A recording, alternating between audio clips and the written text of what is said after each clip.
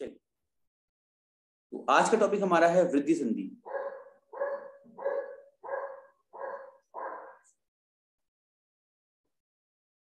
वृद्धि संधि पढ़ने से पहले आपको जो पुराने 2 वीडियोस हैं वो देखने जरूरी हैं, क्योंकि वहां पर आपको दीर्घ संधि और गुण संधि का डिटेल डिस्कशन किया गया है।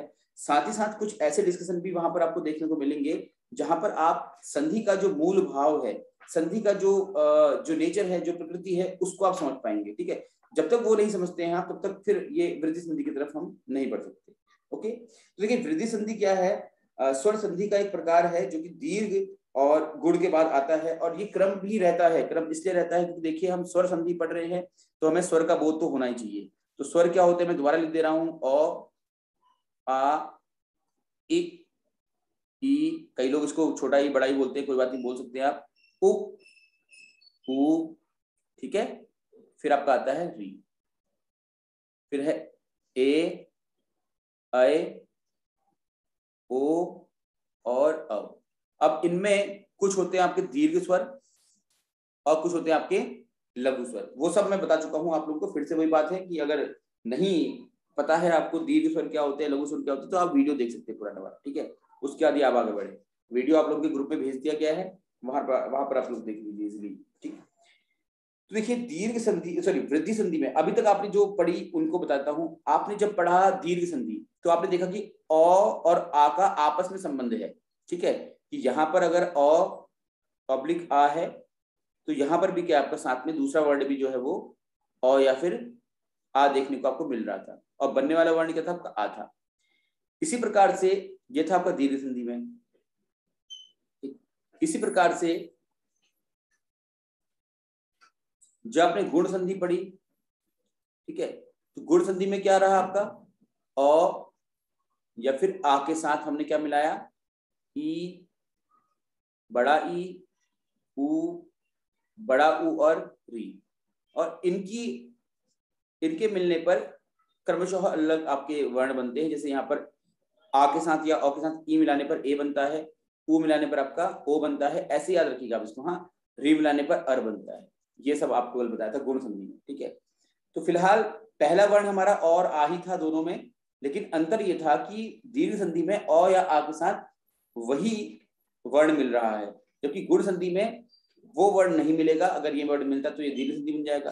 तो ई, ऊ, ये सब मिल गए, ई, ऊ यहां तक मिल गया। अब बचा आपका ए, औ वाला। ठीक है, ये बचा ना आपका। तो अब यहाँ पर जो वृद्धि संधि है, वृद्धि संधि में हम इनको वृद्धि संधि, ये पुराना रिवाइज हो जाए आपको इसलिए मैंने लिखवा दिया, अ अथवा आ के साथ, मतलब पहला वर्ण अभी भी और आ ही रहेगा। ठीक है,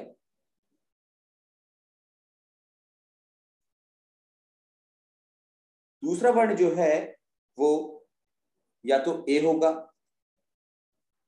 या फिर आय होगा या फिर ओ होगा या फिर अ होगा। क्लियर हो गया। तो अब यहां पर फिर से मैं कह रहा हूं, व्याकरण जो आप पढ़ रहे हैं, चाहे आप इंग्लिश ग्रामर पढ़े चाहे हिंदी ग्रामर पढ़े, व्याकरण शब्द यहाँ पर आएगा तो वो पूरी तर्क संगत होती है। यानी कि जैसे गणित में आप सूत्र याद रखते हैं, वैसे ही आपको इसमें व्याकरण में भी, ग्रामर में भी सूत्र याद रखने पड़ते हैं। तो ये सूत्रों को समझने का एक तरीका है। दीर्घ संधि समझिए तो आप देखिए कि पहला वर्ण अ है और दूसरा वर्ण भी अगर अ है तो दीर्घ संधि है। ठीक हो गया। गुण संधि समझिए तो देखिए पहला वर्ण अ है, अगर दूसरा वर्ण अ या आ नहीं है तो इसका मतलब दीर्घ नहीं है, फिर या गुण होगी या वृद्धि होगी। अब गुण किस शर्त में होगी ये, अगर अ या आ के साथ ई, ऊ और री मिल रहे हैं, यानी कि जो लघु स्वर के जो क्षेत्र है वो वहां तक पे रहेगा, क्योंकि इसके बाद तो सारे के सारे दीर्घ स्वर होते हैं आपके। बताया था आपको मैंने, आ, बड़ा ई, बड़ा ऊ दीर्घ स्वर होते हैं। ठीक है, लेकिन उनके साथ क्रमशः लघु स्वर भी चल रहे होते हैं, तो इसको मैं लघु स्वर का एरिया बोलता हूँ। ठीक है, समझने के लिए। तो लघु स्वर का जो एरिया है वो रहेगा तो गुण संधि रहेगी। अगर ये लघु स्वर जो है हट गए और अब आपके आ गए सारे दीर्घ स्वर, अ या आ के साथ जो दूसरा वर्ण है वो सारे के सारे दीर्घ स्वर आपके आते हैं, तो वो बन जाती है वृद्धि संधि। ऐसे भी याद रखें इसको आप, वृद्धि मतलब बड़ा, बढ़ा दिया आपने। ठीक है, तो लघु से आगे चला गया ये, तो है वृद्धि हो गई, ऐसे याद रखिए। और बनता क्या है इसको भी देख लेते हैं। सूत्र की तरह याद रखेंगे तो देखिए ए और ए मिलने पर दोनों ही स्थिति में ए बनता है, आई बनता है। ओ और ओ मिलने पर दोनों ही स्थिति में आपका औ बनता है, ये आपको याद रखना है, ठीक है। अब लिखते हैं इसके हम 1 by 1 सूत्र, जैसा कि मैंने कल भी लिखवाया था आप लोगों को, वो जरूरी होता है, उसके बिना आप आगे नहीं बढ़ सकते। तो देखिए औ के साथ आप मिलाइए क्या, ए, ऐसे ही आ के साथ भी ए मिला लीजिए, ठीक है। बनेगा क्या आपका दोनों ही स्थिति में आए बनेगा, ठीक है। यहाँ पर आपको इसमें मात्रा एक दिखाई दे रही है, लेकिन किसी अगर आप किसी व्यंजन के साथ मिलाएंगे तो आपकी मात्रा 2 हो जाएंगी, जैसे आपको ये पता ही होता है। खैर कौ के साथ अगर आप ए मिलाते हैं, ये ए कोई मात्रा दिख रही है आपको, नहीं दिख रही है, लेकिन जुड़ने पर ये के बन जाता है। ऐसे ही अगर कौ के साथ, देखिए मैं ये बेसिक्स बता रहा हूँ, तो कई लोग आप में से सोचेंगे कि नहीं ये तो बहुत ही आसान चीज है, क्या बता रहे हैं सर, टाइम वेस्ट हो रहा है, बट ऐसा नहीं है। अगर एक भी हमारा स्टूडेंट ऐसा है जिसको बिल्कुल भी पता नहीं है इस व्याकरण के बारे में, तो उसके लिए हर एक चीज को पॉइंट टू पॉइंट और बेसिक्स के साथ जाना जरूरी है, इस बात से आप भी एग्री करेंगे। तो ए है तो इसके साथ 2 मात्रा लग जाएंगी कय, ठीक है। छोटी बातें हैं, बट अगर किसी को जानकारी ना हो तो वहां पर थोड़ा सा दिक्कत हो सकती है। क्लियर हो गया? तो यहाँ पर अब औ के साथ हम मिला लेते हैं किसको, आय को। ये सूत्र याद कर रहे हैं आप, मेरा काम यहाँ पर आपको सूत्र याद कराना और 1-2 एग्जाम्पल के साथ वो सूत्र को इम्प्लीमेंट कैसे करते हैं ये बताना है। उसके बाद फिर काम आपका स्टार्ट होता है कि आप घर में खूब सारे प्रैक्टिस करें। स्वर संधि सारी खत्म होने के बाद फिर 2 दिन में आपको स्वर संधि के जितने भी आपके 5 के 5 प्रकार थे उनसे संबंधित बहुत सारे प्रश्न कराऊंगा, लेकिन फिलहाल नहीं करवा सकता, क्योंकि फिलहाल करवाऊंगा तो एग्जाम्पल में आपकी गुण संधि यण संधि आएगा, आपको पता ही नहीं क्या होता है वो, तो समझ में नहीं आ पाएगा ना। इसलिए पहले सारे हम स्वर संधि कर लेंगे 5 क्लासेस में, उसके बाद फिर 2 क्लास हम लेंगे जिसमें हम सिर्फ क्वेश्चंस करेंगे स्वर संधि संबंधित, क्योंकि एग्जाम में स्वर संधि बहुत पूछी जाती है। उसमें से भी मैंने बताया था आपको फर्स्ट क्लास में कि गुण संधि, यण संधि और अयादि संधि से बहुत प्रश्न बनते हैं, ठीक है। तो यहाँ पर आपका ए ही बनेगा, आय ही बनेगा, ऐसे ही आ है, इसको आप लिखते रहे हैं साथ साथ में। जो भी बोर्ड में मैं लिख रहा हूं आपसे मैं अपेक्षा करता हूं कि आप कॉपी में जरूर लिखें। सिंसियरिटी बहुत जरूरी है क्वालिफिकेशंस के लिए, ठीक है। कल ही लेक्चर का रिजल्ट आया है, तो कई सारे जो बच्चे हैं वो बहुत सिंसियर थे। ऐसा नहीं है कि सभी का सिलेक्शन हो गया होगा, लेकिन अच्छे स्कोर उन्होंने किए होंगे, ठीक है। इसीलिए आपको अच्छा स्कोर करना है तो आपको सबसे पहले चाहिए सिंसियरिटी।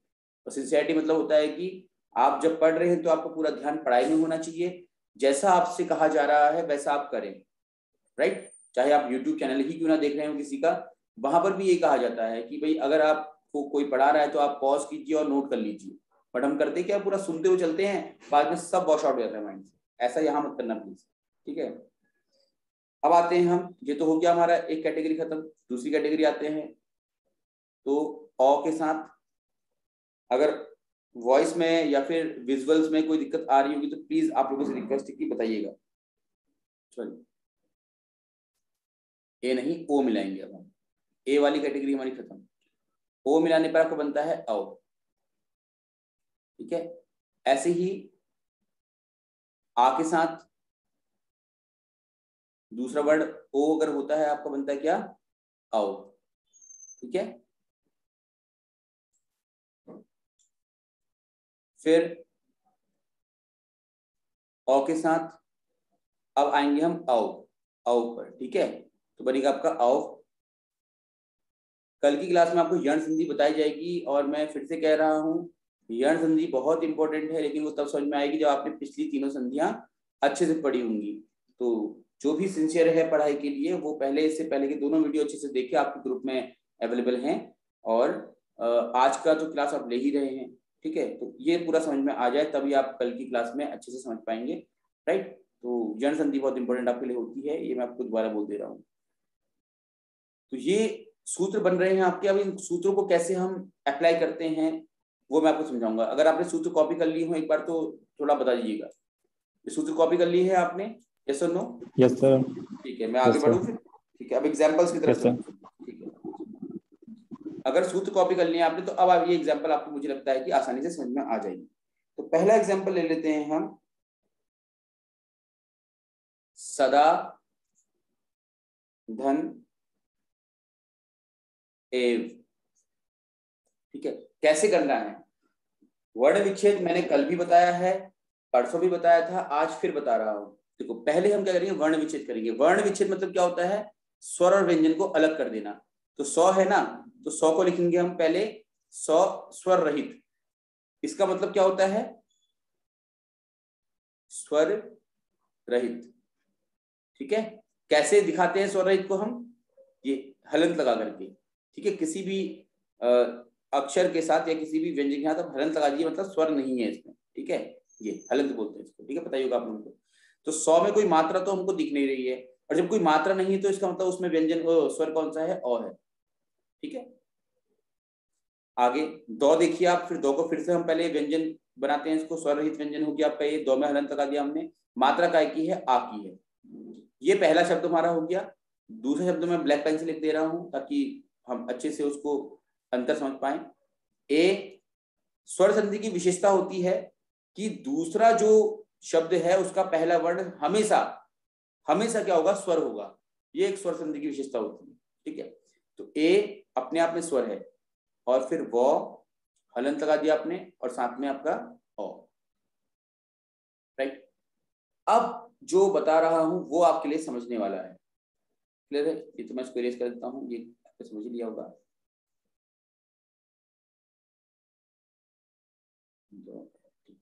देखिए 100 और अ को लिख दीजिए आप 100, कोई दिक्कत नहीं है। हमें मिलाना है प्रथम शब्द, प्रथम शब्द का अंतिम वर्ण और द्वितीय शब्द का प्रथम वर्ण। याद रखना है आपको, आप संधि मेल किसका करते हैं, प्रथम शब्द के अंतिम वर्ण का और द्वितीय शब्द के प्रथम वर्ण का। तो प्रथम शब्द का अंतिम वर्ण, यहाँ पर अंतिम वर्ण बोल रहा हूं, ये तो अक्षर है, ये तो दा है, तो दो में आ का डंडा लगा हुआ, तो आ क्या है, यहाँ पर अंतिम वर्ण बनेगा, स्वर। ठीक, अब द्वितीय शब्द का प्रथम वर्ण क्या है, ए है। यहाँ तक आई थिंक क्लियर होगा आप लोगों को। तो आ और ए मिल रहे हैं, और आपने अभी अभी पढ़ा है, थोड़ी ही देर पहले सूत्र पढ़ा है आपने कि आ और ए मिलने पर अय बनता है। ठीक है, क्या पढ़ा है आपने, हम यहां पर लिख सकते हैं इसको, आ धन ए बराबर अय। ठीक है, ये सूत्र आप यहां पर यूज करने जा रहे हैं। तो आ और ए मिला आपका, बन गया आपका क्या, अय। ठीक है, तो अब देखिए यहां लिखा आपने 100 और अ मिलाकर के आपका 100। दो में एक ही मात्रा, दो में एक ही मात्रा, ये ए है या अय है, ये अय है। हाँ, क्योंकि एक मात्रा यहां दिख रही है तो इसका मतलब व्यंजन के साथ आपको दो मात्रा लगानी पड़ेंगी, इसीलिए ऊपर मैंने आपको ये बताया था। ठीक है, तो कई बार ऐसा होता है कि हमें कंसेप्ट थोड़ा सा नहीं पता होते हैं। देखो क के साथ आपने क्या किया, एक मात्रा लगाई, तो यहाँ पर आपको दो मात्रा लगेंगी। ठीक है, समझ में आपको आ रहा है, ए और अय का कंसेप्ट। कई बार छोटे बच्चे स्पेशली कंफ्यूज होते हैं इसमें, तो हो सकता है कि आप में से किसी का मीडियम इंग्लिश रहा हो, तो इस वजह से मैंने आपको ये समझाने की कोशिश की है। तो ये तो अय हो गया, वो और ओ तो आपका एज इट इज रहेगा, तो क्या हो जाएगा, वो सदैव। तो क्या बना हमारा, सदा धन ए बराबर सदैव। अब सदा धन ए बराबर सदैव बन गया है आसानी से, लेकिन सूत्र ये लगा है, सूत्र यहां पर लगा है, तो ये सूत्र समझना हमारे लिए जरूरी है। क्योंकि देखो अभी तो क्या है, बहुत सिंपल से आपके पास क्वेश्चंस आएंगे, बहुत सिंपल से एग्जांपल्स आएंगे, आप आसानी से कर लेंगे। राइट, पढ़ा होता है आपने पहले, सदा धन ए सदैव होता है, बहुत आसान है। लेकिन जब एग्जाम में कभी ऐसा शब्द आ जाए आपके सामने जो आपने सुना ही नहीं है, वहां पर फिर आपको ये सूत्र बहुत हेल्प करते हैं। ठीक है, तो वहां के लिए आपको ये सूत्रों का ज्ञान होना चाहिए। यहाँ पर सदा धन ए बराबर सदैव में कोई आपका प्रश्न है, जो वर्ण विच्छेद मैंने किया तो वो क्यों किया, और जो उसके बाद जो आ धन ए बराबर आय बना है वो कैसे बना, सदा का सदैव कैसे हुआ। यहाँ पर कोई प्रश्न अगर आपको तो पूछ लीजिए, वरना फिर मैं आगे बढ़ता हूँ एक और एग्जाम्पल के साथ, और समझते हैं इसको। ठीक है, किसी का भी कोई प्रश्न तो प्लीज पूछ लीजिए आप लोग, नहीं है तो फिर मैं आगे बढ़ता हूँ। ठीक है, वो कहते हैं ना कि आपकी खामोशी में आपकी हाँ है, इसका मतलब कि कोई समस्या नहीं है, तो मैं आगे बढ़ता हूँ। ठीक, चलिए क्वेश्चन देखिए आप नेक्स्ट। क्वेश्चन मतलब कि एग्जाम्पल कहेंगे इसको हम। ठीक है, जैसे मत धन आय। ठीक है, क्या बन जाएगा ये, तो स्पीड में करते थोड़ा देखो, हमें मौ से कोई मतलब नहीं है, हमें क्या चाहिए, हमें तो चाहिए और आय चाहिए, प्रथम शब्द का अंतिम वर्ण और दूसरे शब्द का प्रथम वर्ण। तो तो को अलग कीजिए आप, तो धन औ, और आय तो आपको मैंने बोला ही, आपको ये स्वर है ऑलरेडी। तो अ और ए मिलने पे क्या बनता है आपका, आय बनता है, और आय मिलने पर आय बनता है। ठीक है, तो में आय की मात्रा लग जाएगी आपकी, तो क्या हो जाएगा, तय हो जाएगा। ठीक, और आधा का और यो तो आपका ऑलरेडी है, क्या बन जाएगा आपका, म तय क्यों बन जाएगा। समझ में आ रहा है, ये सुन लो, ये समझ में आया आपको। Yes sir. ठीक है, यस सर, यस सर। ठीक है, किसी को भी समझ में नहीं, देखो अगर आप जितने भी हैं, मुझे पता नहीं है, नंबर काउंट्स मैंने नहीं किए हैं अभी, क्योंकि मैं स्क्रीन प्रेजेंट करके पढ़ा रहा हूँ। जितने भी यहाँ पे हैं, अगर आप में से एक को भी समझ में नहीं आया तो आपका अधिकार है, आप पूछेगा, लेकिन वही पूछेगा जिसने स्टार्टिंग से क्लास ज्वाइन की है। अभी 2 स्टूडेंट्स हमारे ज्वाइन किए हैं, वो नहीं पूछिएगा, ठीक है, वो अब इस क्लास को वीडियो में देखिएगा बाद में, तब पूछना। अच्छा, अब यहाँ पर प्रॉब्लम कब होती है, हम क्यों इतना प्रैक्टिस कर रहे हैं, क्यों सीख रहे हैं, ये मत धन ऐक के बराबर मतैक की, ये नहीं सीखना चाह रहे हैं हम जानना चाह रहे हैं कि जब मतैक की लिखा आएगा हमारे पास एग्जाम में, ठीक है, अब इसका विच्छेद हम क्या करें, हम मत धन, सॉरी हाँ एक मिनट, हम मत धन एक की लिखें इसको, या फिर इसमें मात्रा लगा दें। प्रश्न यहां रहेगा, सूत्र के अनुसार तो ये मात्रा हो भी सकती है, नहीं भी हो सकती है, लेकिन क्या ये मात्रा होगी या नहीं होगी, और आपको ऑप्शन में दोनों दिखाई देंगे। आपको ऑप्शन में मत धन एक की भी दिखाई देगा, मत धन एक की भी दिखाई देगा, दोनों दिखाई देंगे आपको। तो इसी के लिए मैंने कहा है आपसे, इसके लिए आपका शब्दकोश अच्छा होना चाहिए। क्या होना चाहिए, शब्दकोश। आपको पता होना चाहिए कि सही मात्रा क्या है, एक की कैसे लिखते हैं, ठीक है। नहीं पता होगा तो फिर वहां पर दिक्कत होगी, ठीक है। तो उसके लिए क्या कर सकते हैं हम मैक्सिमम शब्द पढ़ें, शब्द अर्थ और आपके शब्द विलोम ये पढ़ते रहे, अपने इस तरह से कोशिश करते रहे। देखो हिंदी में हमें कभी भी, हिंदी को हमें कभी भी हल्के में नहीं लेना चाहिए। अभी लेक्चरशिप का कल रिजल्ट आया है, तो उसी में अनुभव लीजिएगा आप। कई सारे हमारे जानने वाले हैं, मेरे ही कई स्टूडेंट्स हैं जो जिनको बीएड में मैंने पढ़ाया था शायद, तो इंग्लिश मीडियम से हैं, और हिंदी के 20 क्वेश्चन में से मात्र 6 या 7 क्वेश्चन वो कर पाए हैं एग्जाम में। और ये मात्र 6 या 7 क्वेश्चन करने की वजह से सोचिए आप कि कितना बड़ा लॉस हुआ होगा, किसी सिलेक्शन नहीं हो पाया है। तो जबकि हिंदी ऐसी आई थी कि आप 20 में से पूरे 20 क्वेश्चन ही करेंगे एग्जाम में, बट उसके लिए थोड़ा सा पढ़ना जरूरी है, ठीक है, थोड़ा सा पढ़ना जरूरी है। वही चीज है जो आप हिंदी मीडियम के होने पर आप जब इंग्लिश में कोई कंटेंट को नहीं पढ़ पाते, नहीं समझ पाते, आप आंसर नहीं दे पाते हैं। तो भाषा के लिए आपको शब्दों का ज्ञान होना आवश्यक है। तो आप ये तभी सीख पाएंगे जो आपको सिखाया जा रहा है, जहाँ पर जब आपके पास वर्ड नॉलेज होगा, ठीक है।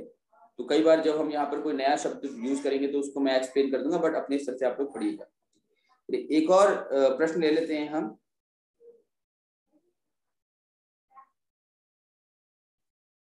परम धन औषध, औषधि लिख दीजिए, परम धन औषधि।